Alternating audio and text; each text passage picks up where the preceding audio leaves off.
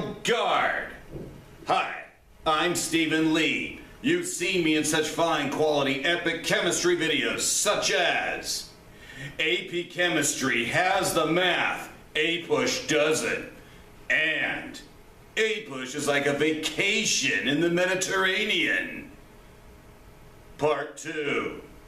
Okay guys, this is the last section, and I figure I'm going to cover this here on video as opposed to in the classroom. I want to finish things off. The reason why I'm covering this, guys, is because this will be on the exam. There's definitely going to be a question on it. I call it Chapter X, Electron Spectroscopy, because I don't know where, honestly, I could fit that in for all the stuff that we need to do for Chem. So what is electron spectroscopy? Electron spectroscopy is an analytical technique to study the electronic structure and its dynamics in atoms and molecules. Well, wait a minute. What do you mean by electronic structure and its dynamics in atoms and molecules? Think back, looking at the atomic theory. Think back, looking that we know that we have the nucleus of the atom, we have protons and neutrons, and then we have electrons that go around the nucleus. And we might remember Bohr's idea that the electron was going around the nucleus, sort of like planets around the sun. And he said that there were these levels, like level n equals 1, n equals 2, n equals 3. He was partly right, but remember, that worked great for hydrogen. However, the moment it reached helium and then lithium, then his ideas started to fall apart because there was more to the puzzle. You may remember that inside of each level you have sub-levels, and that's where we get the letters S, P, D, and F. Okay, so with that, when we're looking at the electronic structure and its dynamics in atoms and molecules, think in terms of 1s, 2s, 2p, 3s, 3p, 3d, okay, 4s, 4p, 4d, 4f. Okay, and think about the number of electrons that would fit in the level and the sub-level.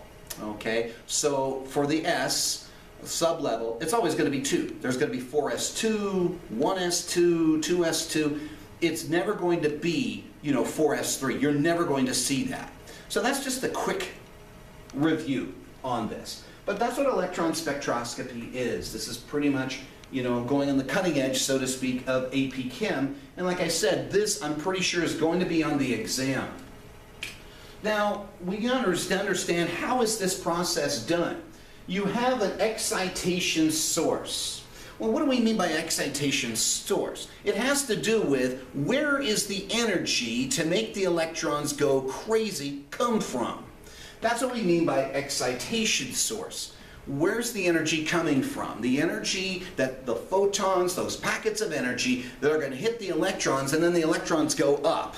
And remember, they go up, we can't tell. It's when they come down and give off, whether it's colored light or infrared or ultraviolet or even X-ray radiation. That's when we're seeing what the electrons are doing. So what sources are we having? Well, we could use X-rays, other electrons, synchrotron radiation. I would not worry what that is, but the idea is that it will eject an electron from an inner shell orbital of an atom. Now, inner shell orbital, what are they referring to? Well, remember, the valence shell is your outermost layer for any atom. And we're just going to look at one atom. We're not looking at molecules, okay? The inner shell orbital. So if we look at something like, let me think. Oh yeah, let's take a look at sodium. Now sodium has 11 protons, so we'll go with 11 electrons, right? So there's 1s2, 2s2, 2p6, and 3s1. Now, when they talk about an inner shell orbital, imagine the energy goes and knocks out an electron from the 2s of the sodium atom. That's what they mean by inner shell orbital of an atom. Whereas all the other electrons are staying there, pretty much. So that's what we've got going. So when we look at something like this here, we have here our incident photon. Now that just basically means, guys, it's the energy that's coming in. This is what's going to cause the electron to jump up. So this is it here. Okay, don't worry about this. Don't worry about that.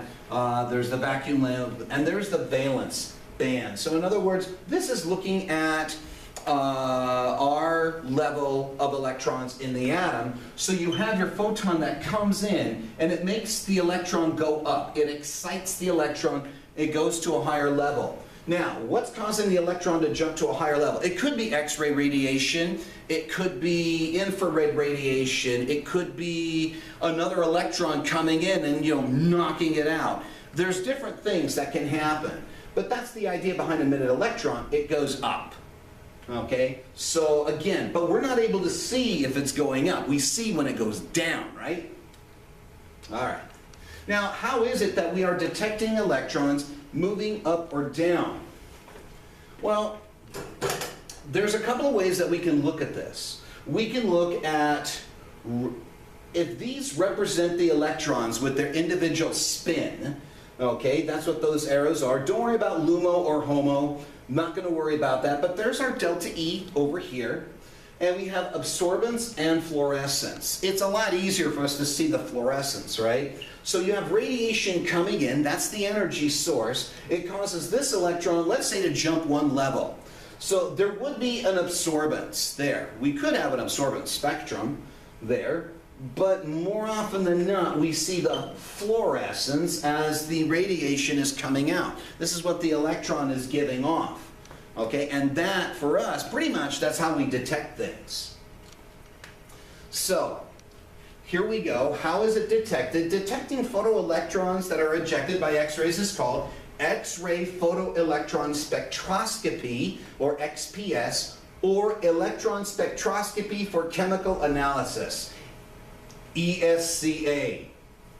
So the idea is detecting electrons that are ejected from higher orbitals to conserve energy during electron transitions is called Auger electron spectroscopy. You don't need to know this for the test. You don't. Okay? This is just looking at how do we detect these electrons and how they behave.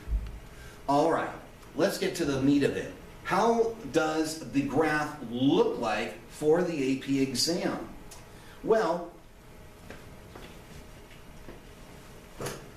if we look here, we have the number of photoelectrons, those from like 0 to some number. And then here we have the ionization energy. You may notice that you've got these spikes that are coming in. So what's happening? Well, if you look at it, the electrons, they are reacting.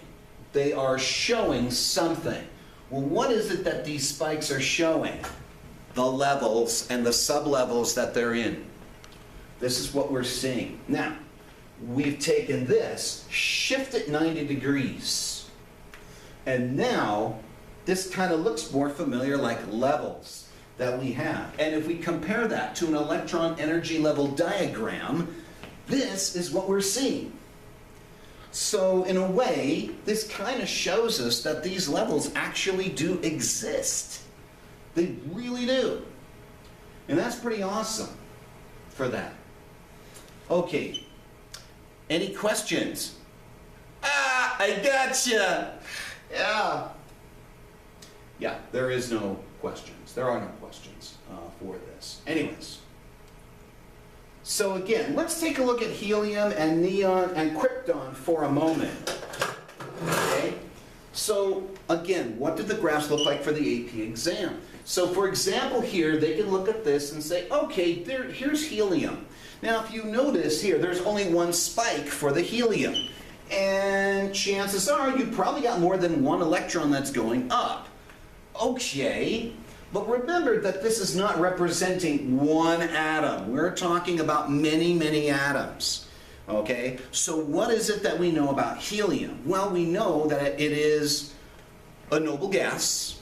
We know that its outer shell is full. Well, what outer shell is this? 1s2. So when we look at this, what is this corresponding to? 1s2. That's what this spike represents at this particular energy, ionization energy. Okay? Now, let's take a look at neon here, for example. Now, if you look at neon, you've got 1, 2, 3 spikes. Okay, so how many electrons does neon have? 10. Because 10 protons, we would expect 10 electrons. How does that fit? This would be 1s2, 2s2, 2p6. Now notice the difference here between the 2p and the 2s. There's definitely a difference there. There's more energy involved. Well, why? Because the p sublevel is just a little bit higher. It takes more energy to go into the p sublevel than it does the s. Now, to compare this 1s2 to this 1s2, that's not entirely fair because you're looking at two different atoms here. This one seems to take a little bit less energy compared to this one. How come? Maybe it has to do with the size of the nucleus. Maybe it has to do with the size of the atom. Again, that you don't have to worry about, but you should recognize what those spikes refer to. Okay? Now, if we look at krypton, krypton has got 36. Okay? So what does that look like? Well, 1s2, 2s2, 2p6, 3s2, 3p6. That's going to be 4s2, 3d10. Let's check. 2, 4, 10, 12, 18, 20, 30, and then 4p6. So that's where those spikes go for. So what they're going to ask you on the exam, okay, they may say, all right, if we look at this spike here on neon, you know, how many electrons would we expect to see there for neon? Now we're talking about in its perfect configuration. It's not gained electrons, it's not lost electrons, it's just your basic number of electrons that are there. Okay, and in this case here, the correct answer would be 2, because this is 1s2, this is 2s2, this is 2p6. Which again, if you notice here, what they did here, they shortened it. Those lines that you're seeing there, they shortened it because the truth of the matter is the lines are a lot longer. Okay? All right, let me go ahead and erase this as we're going to conclude. Okay? All right. So what do those spikes in the graphs mean? Well, you know what? We talked about it just now. But here is a tutorial I think that would work for you. I would definitely recommend it. Like I said, this would definitely be on the AP exam. What is that going to look like exactly? I don't know, but you would expect to see something like this, and then they would ask you a question or two about it. So you should be familiar. You need to know your basic levels, your sub-levels, so like 1s, 2s, 2p, you know, 3s, 3p, 3d, 4s, 4p, 4d, 4f, and so on and so forth, as well as the order that they would need to be filled in. Okay? So again, take advantage of this tutorial. It is free. It teaches you how to analyze several spectra, and you get to work through a few extra problems here. I think it's absolutely worth your time. I just will not be able to do it in class. Okay. So, as it is now, ladies and gentlemen, that's it for the new material for AP Chem. I've covered what I can with you guys, even though I will do my victory lap today in class. And this is going to be your homework tonight. So, here's the thing.